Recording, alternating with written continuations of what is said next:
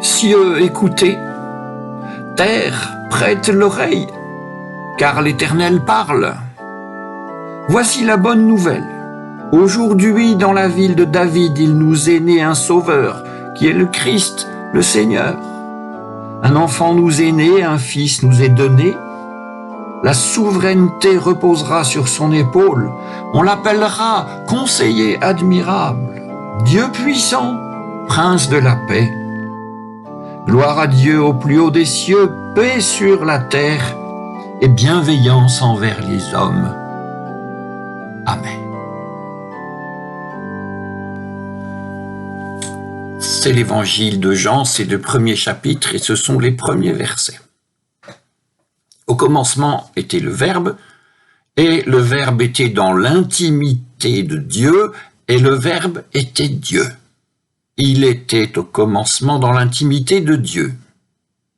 Tout fut par lui, et rien de ce qui fut ne fut sans lui. En lui était la vie, et la vie était la lumière des hommes, et la lumière brille dans les ténèbres, et les ténèbres ne l'ont pas reçue. Il y eut un homme envoyé de Dieu, son nom était Jean, il vint en témoin pour rendre témoignage à la lumière, afin que tous croient en lui, afin que tous croient par lui. Il n'était pas la lumière, mais il devait rendre témoignage à la lumière. Le Verbe était la vraie lumière qui, en venant dans le monde, illumine tout homme. Il était dans le monde, et le monde fut par lui, et le monde ne l'a pas reconnu. Il est venu chez lui, et les siens ne l'ont pas pleinement reçu. Mais à ceux qui l'ont reçu, à ceux qui croient en son nom, il a donné possibilité de devenir enfants de Dieu. Ceux-là ne sont pas nés du sang, ni d'un vouloir de chair, ni d'un vouloir d'homme, mais de Dieu. Et le Verbe s'est fait chair. Et il a habité parmi nous, et nous avons vu sa gloire, cette gloire que, engendré de l'un, de l'unique, plein de grâce et de vérité, il tient du Père.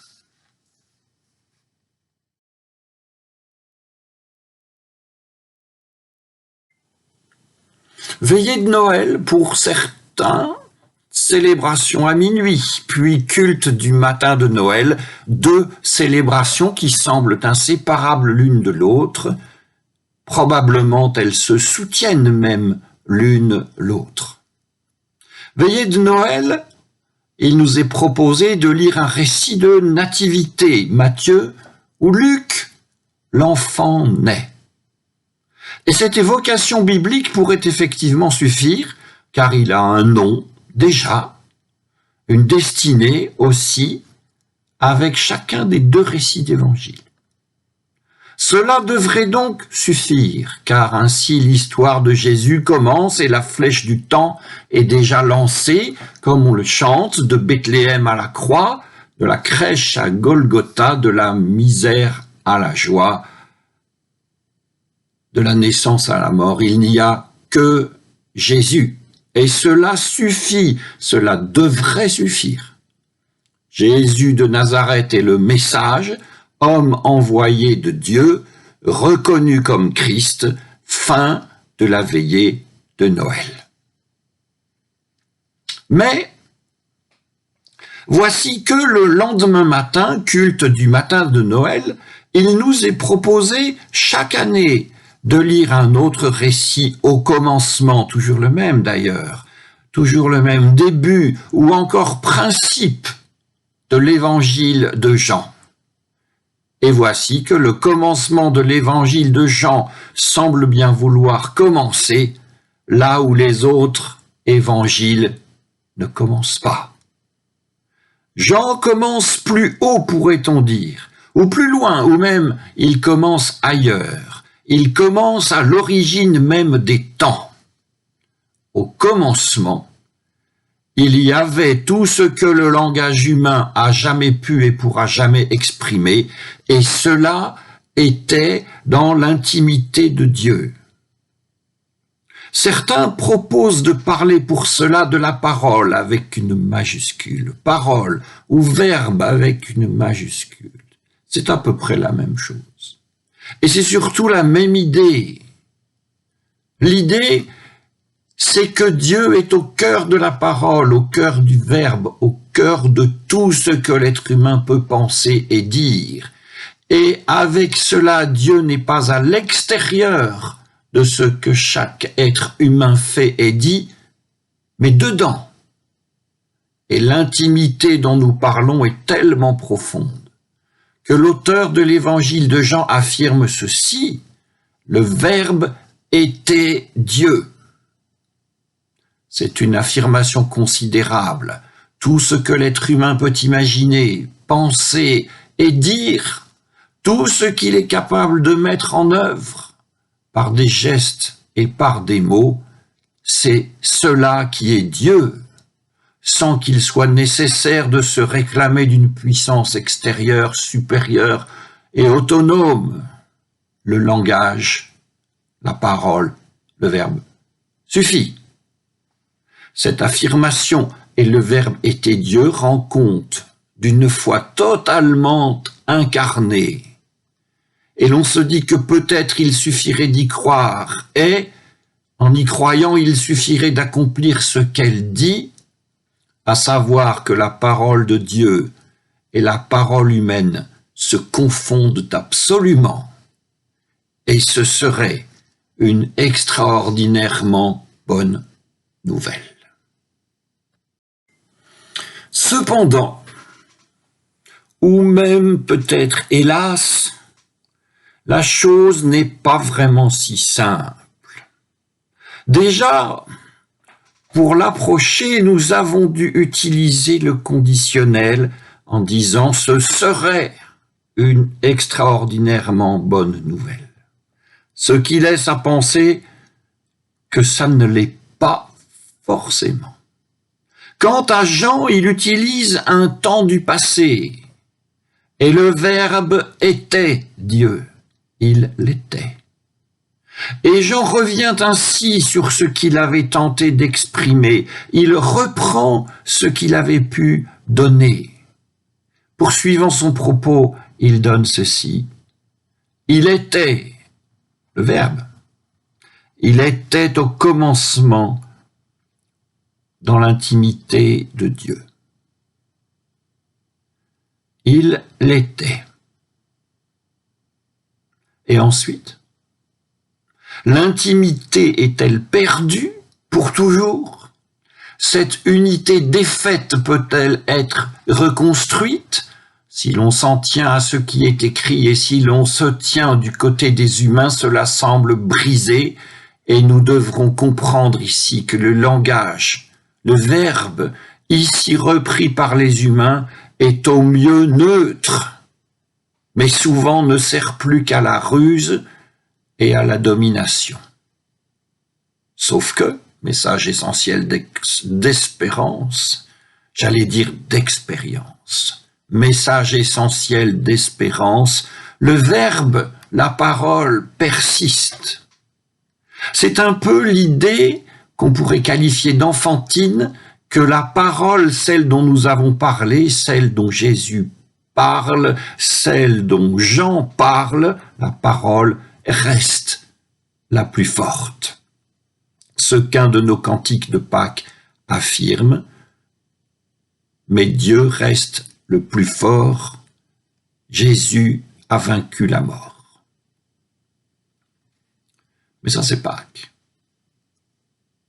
Vaincre la mort, dans le principe et dans le commencement de l'évangile de Jean, c'est affirmer que les mots et le langage résistent aux offenses que leur font subir les humains.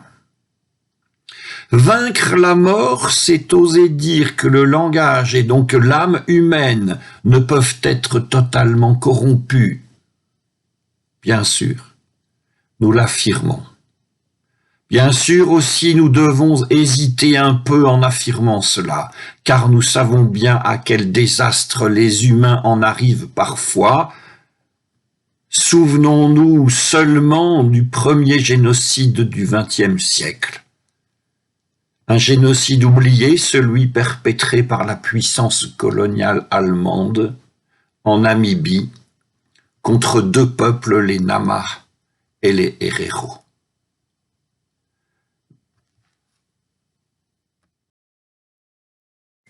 Mais, affairés que nous sommes aujourd'hui à célébrer Noël, nous ne pouvons pas désespérer.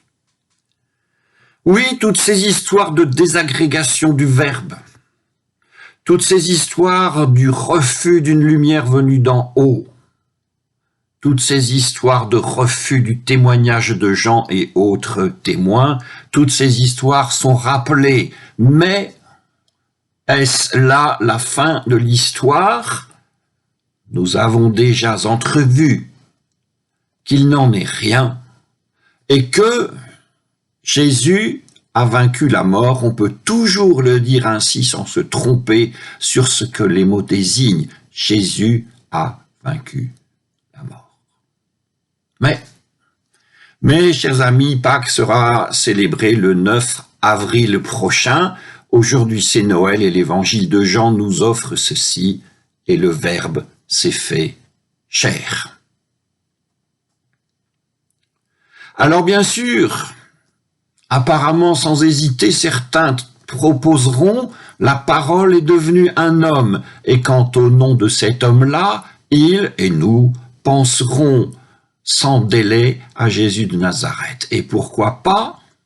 Ça n'est pas faux. Mais si cela est affirmé d'une manière trop massive, autre chose risque d'être perdue. Est-ce une fois pour toutes et en Jésus de Nazareth uniquement et à tel moment, à savoir Noël, que le Verbe s'est fait chair? Ou bien, est-ce que l'affirmation que le Verbe s'est fait chair est le signe que cela peut advenir encore? Il nous faut choisir. Choisissons. Nous choisissons d'affirmer que pour tout ce qui est chair, il n'est de salut que par le Verbe. Entendons salut par la parole. Salut par ce que les humains sont capables de dire, par ses propos efficients et par des actes conséquents. Salut par ce divin dont les hommes sont capables. Bien sûr, si un homme naît, c'est une fois pour toutes. Mais pour ce qu'il en est du Verbe qui se fait chair, pour ce qu'il en est d'une résorption de la parole réputée divine dans la parole humaine, ça n'est jamais sans reste. Et ça n'est jamais sans repousse. Et si cette vérité est perdue, la parole humaine accomplira une mutation dramatique en se transformant en parole de pouvoir. Raison pour lesquelles on n'en a jamais fini de célébrer Noël, de devoir célébrer Noël. La proposition du calendrier chrétien, c'est qu'il faut célébrer Noël au moins une fois par an. Il faut une fois par an au moins s'exposer à Noël et penser toujours à ce qui, dans notre environnement intellectuel, dans notre environnement de vie, peut nous rappeler l'importance de ce mouvement, le Verbe qui se fait chair et rend capable de dire ce que Dieu dit et capable aussi de faire ce que Dieu fait. Amen. Post-scriptum. Dans la série « Le Verbe se fait chair et se fera chair », voici une liste d'enfants nés au mois d'octobre. Je n'ai pas trouvé de liste plus récente. Nés au mois d'octobre et enregistrés à l'état civil de Vincennes.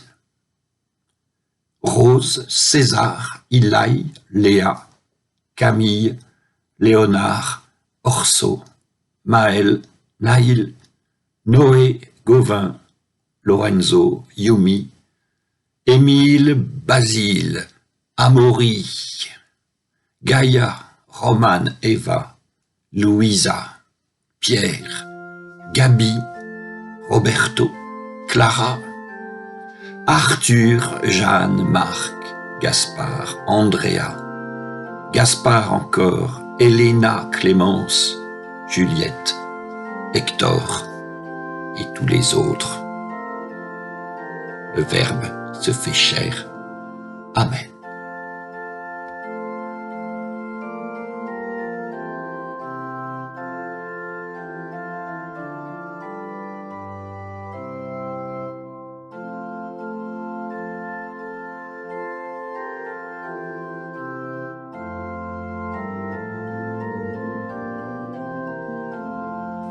Tout être vivant verra le salut de Dieu.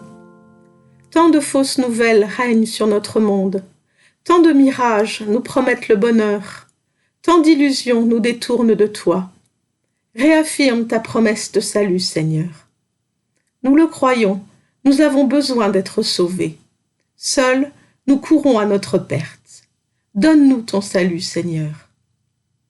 Sur celles et ceux qui n'ont plus d'espérance, sur celles et ceux qui souffrent dans leur cœur et dans leur corps, sur celles et ceux qui se tourmentent, fais briller ton salut, Seigneur. Nous le croyons, tu accomplis ce que tu dis, ta promesse ne restera pas sans effet, et nous vivrons de ta vie. Fais venir ton salut, Seigneur. Nous t'en prions. Amen.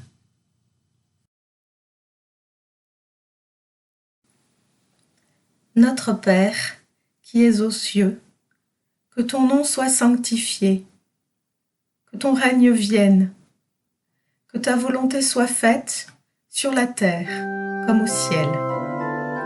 Donne-nous aujourd'hui notre pain de ce jour. Pardonne-nous nos offenses, comme nous pardonnons aussi à ceux qui nous ont offensés. Ne nous laisse pas entrer en tentation, mais délivre-nous du mal. Car c'est à toi qu'appartiennent le règne, la puissance et la gloire pour les siècles des siècles. Amen.